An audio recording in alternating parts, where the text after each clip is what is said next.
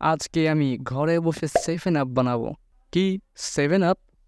ও তো মানে 7 আপের বুদবুদ বানাবো, বুদবুদ। কিভাবে? এয়ার ফ্রেশনার দিয়ে। আমাদের ঘরে ব্যবহৃত এয়ার ফ্রেশনার, যেটা আমরা নিত্যদিনে ব্যবহার করে থাকি, এখানে ব্যবহৃত উপাদানগুলোকে আমি চ্যাট জিপিটিতে গিয়ে সার্চ করে দেখেছি। এদের মধ্যে মোট 6টা উপাদান ব্যবহার করা হয়েছে। এই 6টা উপাদানের মধ্যে পারফিউম ব্যতীত তেমন কোনো উপাদানই পানির সাথে বিক্রিয়া করে না। আর এভাবেই আমি তৈরি করে ফেলবো ঘরে বসেই 7 আপের বুদবুদ।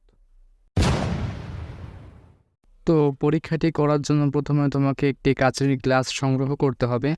এরপর তোমাদের ঘরে থাকা এয়ার ফ্রেশনার, যেটাতে তোমরা রুমে সুগন্ধ ছড়াও, সেটা নিতে হবে।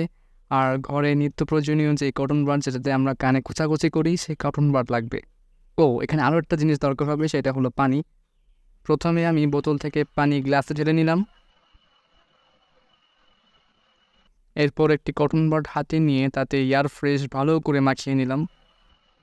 কটন বাডে ভালো করে এয়ার ফ্রেশ মাখামাখি হয়ে গেলে আমি কটন বাডটাকে আস্তে করে গ্লাসের পানির মধ্যে চুবাবো। চুবানোর পর দেখতে পাবো সেখান থেকে সুন্দর করে বুদবুদ বেরোচ্ছে, এবং এটাই হলো আমাদের পরীক্ষার ফলাফল। দেখো, পুরো 7 আপের মতো মনে হচ্ছে। এরপরে পানিটাকে কি করব? আচ্ছা, পানিটাকে খেয়ে ফেলি।